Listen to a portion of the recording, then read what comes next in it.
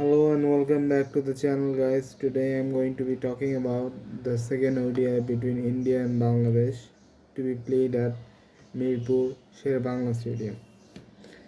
So guys, as I talked about in my preview or post match analysis rather of the first ODI, Bangladesh have taken a 1-0 lead and it was a very tight game. I think you guys should check it out if you haven't seen it already. So guys, today I'm going to try to keep this very short as possible because I think there is not much to talk about. For Bangladesh, the bowling side was excellent and there was nothing more that they could have done, right? Shakib once again showing why he's the flag bearer for Bangladesh and has been for a very long time. Now, the bowling side is very strong compared to, or maybe it was just that India had a bad day. I don't know which one, but Bangladesh won the match and dominated the first half.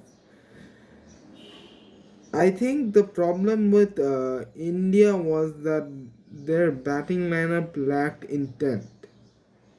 Now, I know it's easier said than done, and after you lose about three wickets,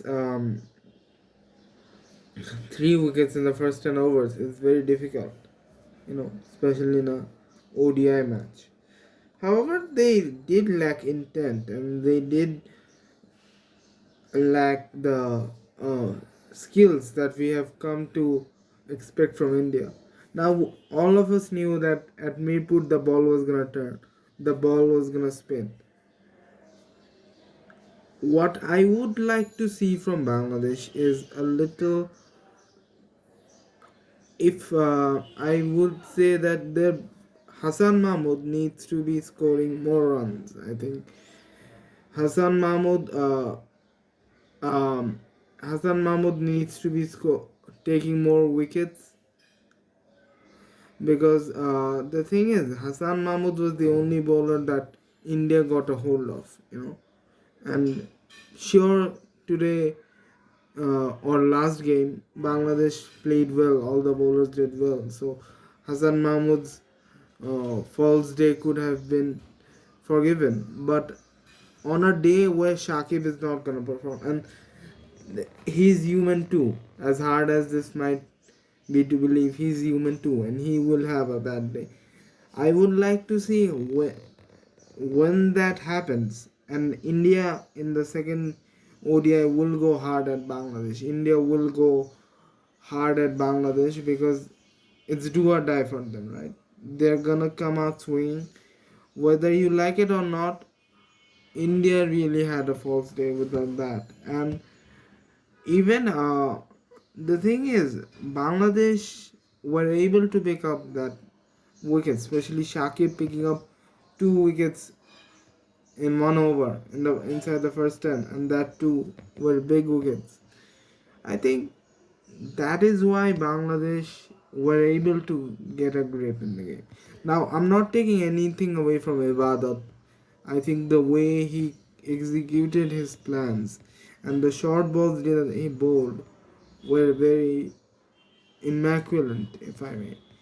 I mean, in the past we have seen this with Bangladesh, right? We have seen teams them bowling short balls, then not being to executed properly, and then getting carried away, right? But to last match we saw this excellent execution of the short ball, right?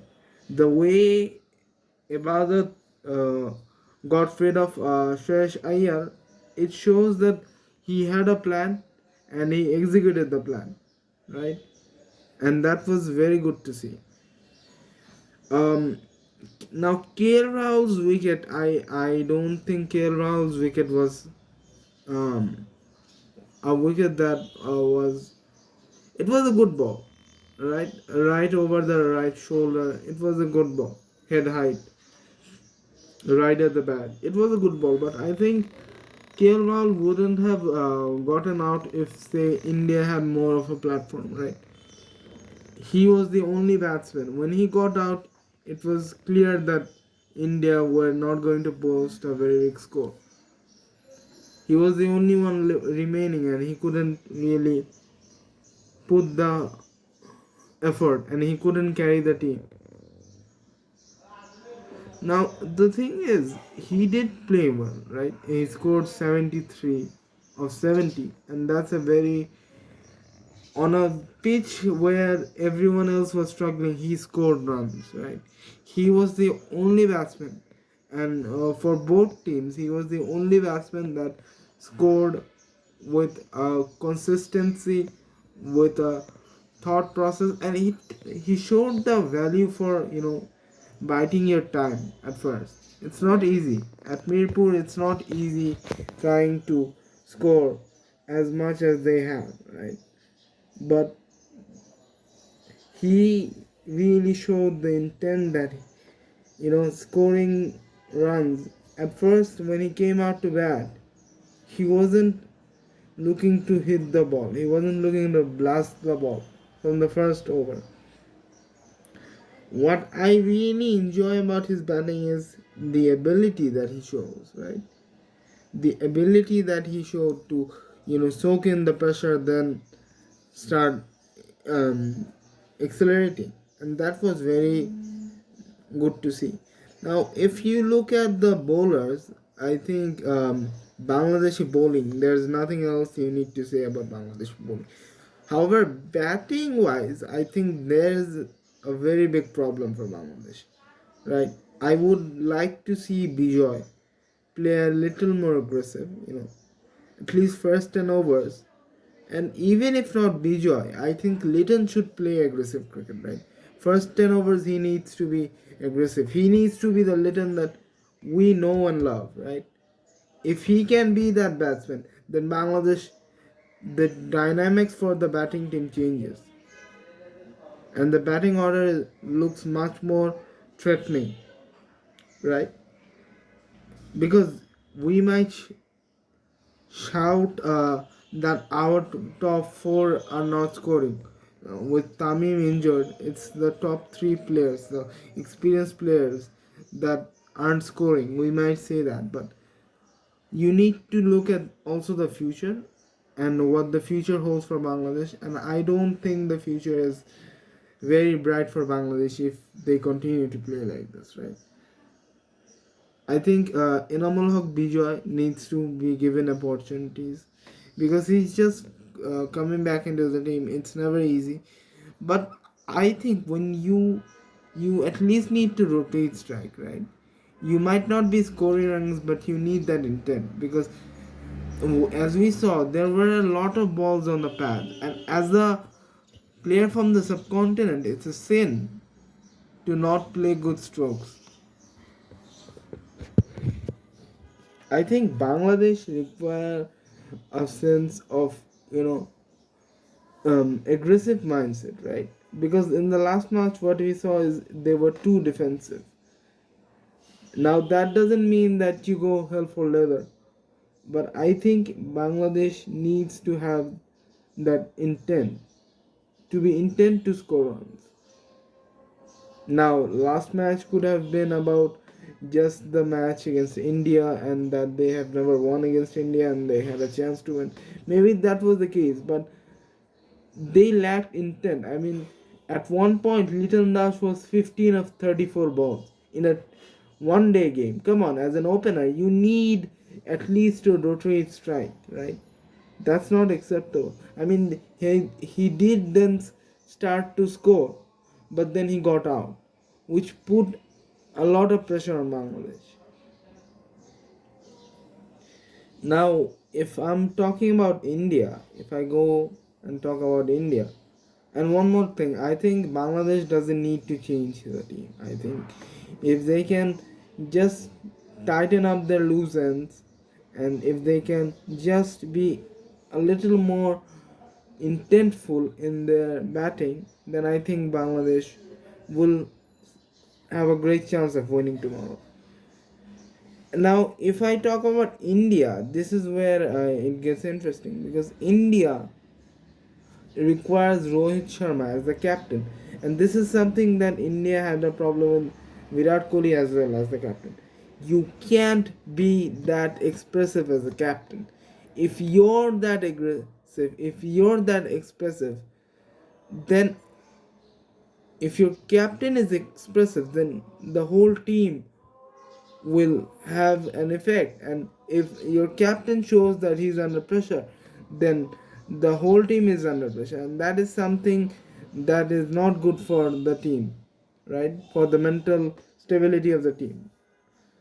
I would rather want to see India, because the last thing you want to see from India is make changes right now, right? I don't think they need to make changes. I think that all they need to do is strengthen up their batting, because they bowled well. There's no doubt that India bowled well, right? And try to snatch the crunch catches and all that, because they gave Medias and Minas 3 lives. You give a batsman 3 lives in a low scoring game, and he's gonna make you pay, right? But if India are tomorrow to score somewhere near 270, 280, this is going to be a huge target chase for Bangladesh, right? And I think if they are able to put the pressure that applied in the last game, they will win the game.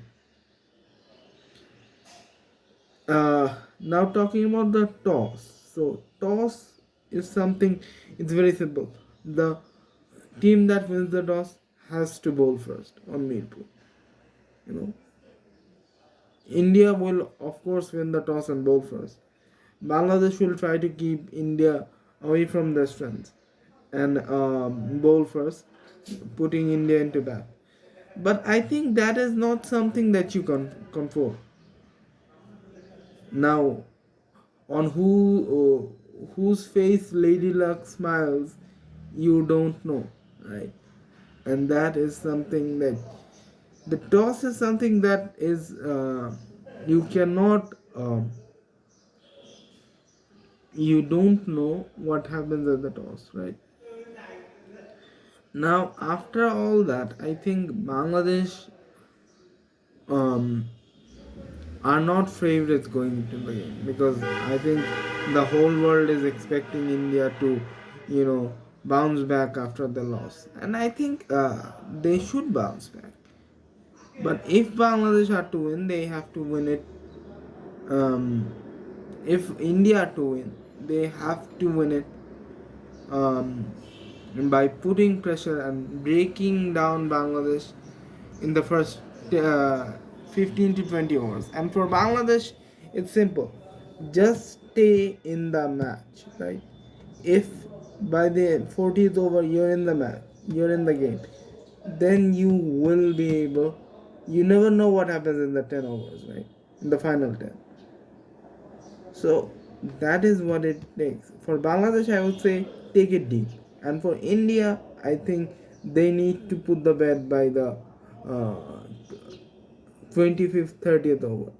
Right? I'm not saying bowl them out by that time, but at least have a firm grip on the match so that they can dictate terms going into the last 15, 20 overs. Now, if I talk about any potential changes, I think Bangladesh will not be tampering with a winning side. For India, though, and right, this is for India. One more thing, I think Bangladesh's batting side. I think if you could send Medias and Minas at the top, right? At least if not at the top, a little higher up, right? If Bangladesh loses couple of early wickets, I would like to see Medias and Miraz come in at say number 4 or 5, just to have that calming effect. I mean, have Shakib come in, right? Have Shakib come in at 3, then send Medias and Miraz at 4 or 5. I think 4, because that would give the batting lineup a little more depth. At 4, then Mushfiq at 5, Mahmudullah at 6, and then you have Afif at 7. Now this is an interesting one. Afif doesn't rarely bowl, right? He bowls very rarely. Now he's not performing with the bat. He's not bowling. So why is he in the team? I know the team is trying to put him as a finisher, but Sohan was playing good as a finisher, better than Afif, I would suggest. But since Sohan is injured, you would have Afif to come in. I think Afif playing like the way he is playing is something that is very good for not very good for Bangladesh, because Afif needs to play according to the situation. Now, if he came in at number 7 and the team was 180 for 5, chasing 300, then I would say you come in, you try to, I think you go for it, right? Because if they start attacking, and I'm not saying go hell for leather, but at least give yourself the chance to at least remain in the match, right? But now what the target was, it's around 190. The target was around 190. Afif should have played a little more sensibly. So I think Miraz should come before Afif, then Afif, Miraz, Afif, and then the bowlers. I think that should be very good. Right. For India, the changes that I would like to suggest is one change, if but that's gonna be very harsh. But if they want to make the change, they can. They can have Akshar Patel for Shahbaz, right? Akshar for Shahbaz. Now Akshar is the bowler, proper bowler, and you can have Shahbaz also come in, right? Um, so Akshar comes in place of Shahbaz, and that is pretty much it, I think. But that's gonna be very tough. I think that's very tough on the young man, Shahbaz. But if you wanna do it, that's the thing you can do it, right? Because I don't think they're gonna drop Rohit Sharma. There's no chance that they're dropping uh, Shikhar Dhawan as well. I think Shikhar Dhawan um, uh, should get chances. I think he's been out of the team for a while.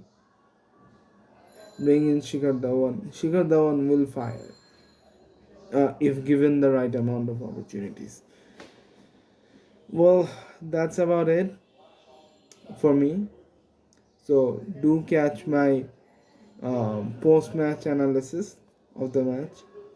So take care, like, share, subscribe. Thank you.